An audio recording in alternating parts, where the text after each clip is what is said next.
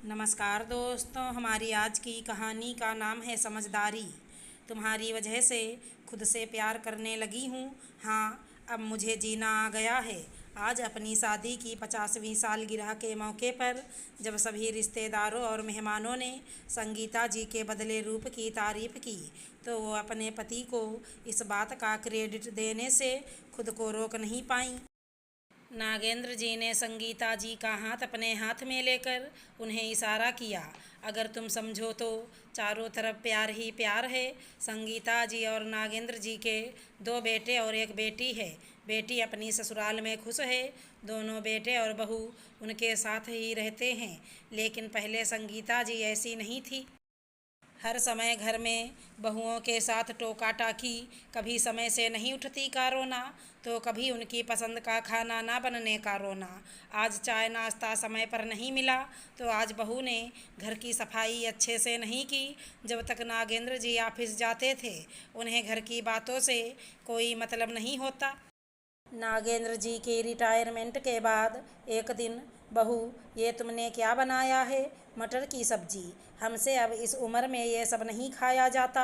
मटर गोभी और अरबी बादी करते हैं, लेकिन तुम सुनती ही नहीं। तुम्हें अपनी पसंद का खाना बनाना है। अरे हम बूढ़े बुढ़िया कहाँ जाएंगे?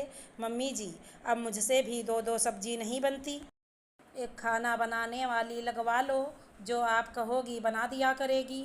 मोनिका बोली, अब क्या यही दिन देखने को रह गए हैं कि हम नौकरों के हाथ का खाना खाएं? फिर फ्रिज खोल कर देखने लगीं तो फिर लेक्चर शुरू। फ्रिज भी कितना गंदा पड़ा है, कितने दिन की सब्जियां सड़ रही हैं। इस पर मोनिका मुंह बनाकर कमरे में चली गई। थोड़ी देर बाद संगीता जी अपना और अपने पति का खाना लेकर कमरे में गईं। सुनिए जी, आज मटर की सब्जी से काम चला लीजिए। बहू को कितनी बार कह चुकी हूँ, फिर भी वो यही सब बनाती है। संगीता, मैं सोच रहा हूँ कि एक खाना बनाने वाली को बुला ही लें। इसमें हमें भी मनपसंद खाना मिल जाएगा और तुम्हारा सिर दर्द भी कम होगा, जिससे बहुओं के साथ तुम्हारी रोज़ बहस भी नहीं होगी। फिर तुम भी खुश रह सकोगी मेरी तरह। कहकर नागेंद्र जी हंसने लगे। आपको तो हर बात मजाक लगती है। खाना बनाने वाली रख लें, जिससे ये बहुएं हमारे हाथ से बिल्कुल निकल जाएं। जितना घर में रुक रही हैं उतना भी नहीं दिखेंगी। क्या इनका फ़र्ज नहीं है सास ससुर को उनके हिसाब का खाना बना कर दें? क्यों नहीं है, उनका भी फ़र्ज है। तुम उनको थोड़ी सी आज़ादी देकर तो देखो। अभी तो उन्हें ऐसा लगता है कि तुम हिटलर की तरह उनके सिर पर नाचती हो, इसलिए वो जानबूझकर कुछ ना कुछ हरकत करती हैं। और ये जो तुम उनसे बहस करती हो, उससे तुम्हारा सम्मान भी कम हो रहा है और तुम्हारा सिर दर्द भी बढ़ता जा रहा है। बहू आने के बाद से तुम्हारे चेहरे का ग्लो बिल्कुल ख़त्म ही हो गया है। अभी से 80 साल की लगने लगी हो और बीमार कितना रहने लगी हो। पिछले महीने ही तुम्हारी परेशानी इतनी बढ़ गई थी कि तुम्हें हॉस्पिटल में एडमिट करना पड़ा था। तब इन्हीं बहुओं ने तुम्हारी रात दिन सेवा की थी। हमारी बहुएं दिल की बुरी नहीं, उन्हें बस तुम्हारी टोका टाकी से थोड़ी आज़ादी चाहिए। तुम भूल क्यों गई?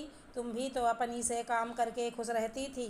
माँ कितना समझाती थी, तुम कमरे में आकर कितना बड़बड़ाती थी। आज ज़माना बदल गया है, अब बहुएं मुँह पर ही बोल देती हैं। तुम्हें तो खुश रहना चाहिए। तुम्हारी दो दो बहुएं हैं। अपनी जिम्मेदारी उन पर छोड़कर आराम करो और अपनी उम्र से कम दिखने की कोशिश करो, ना कि ज़्यादा। और जिम्मेदारी के साथ उन्हें अधिकार भी दो। फिर देखना तुम कितनी खुश रह सकोगी। लेकिन इन सब के लिए तुम्हें खुद से प्यार करना होगा।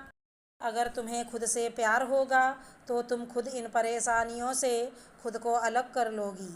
अगले साल हमारी शादी की 50वीं सालगिरह है। अगर ऐसे ही रही तो ऐसा ना हो हमारा साथ बीच में ही छूट जाए। मैं तुम्हें उस दिन पुरानी संगीता के रूप में देखना चाहता हूँ।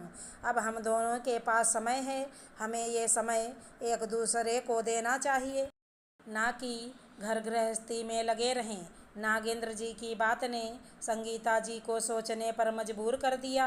सही तो कह रहे थे वो, अभी से कितनी उम्र लगने लगी है उनकी। शायद हर समय सोचने की वजह से, कभी दर्द की समस्या तो कभी शुगर की। सही में ज़िंदगी उनकी है तो अपने बारे में खुद ही तो सोचना पड़ेगा। दूसरे लोग तो आपको समझा ही सकते हैं, उनके मन में अपराध बोध पैदा हो गया अपनी बहुओं के लिए भी, क्योंकि उनकी मंशा बहुओं का दिल दुखाने की नहीं थी। वो तो यही सोचती थी कि वो घर की बड़ी हैं, तो उन्हें ही ये सारी जिम्मेदारी और अधिकार अपने पास रखने चाहिए। अपराध बोध अपने पति के लिए भी।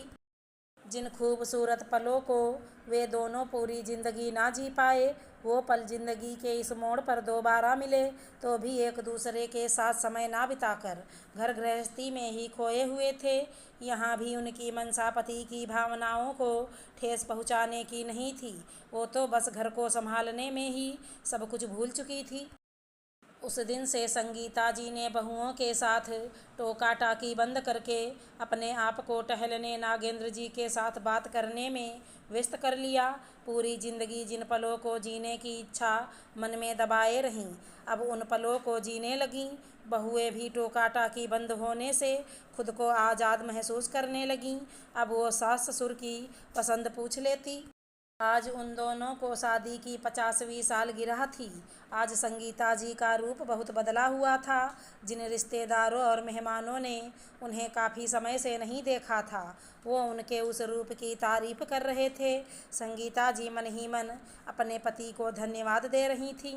शादी की सालगिरह एक ऐसा मौका होता है जिस पर हर औरत सुंदर दिखना चाहती है, चाहे उसकी उम्र कितनी भी हो। आज सारी बातों से एक तरफ होकर संगीता जी का चेहरा चमक रहा था, और हो भी क्यों ना, उन्हें खुद से प्यार जो हो गया था, वो भी अपने पति की समझदारी की वजह से। अगर हमारी कहानी पसंद आई हो तो चैनल को लाइक शेयर सब्सक्राइब करें। राधे राधे दोस्तों।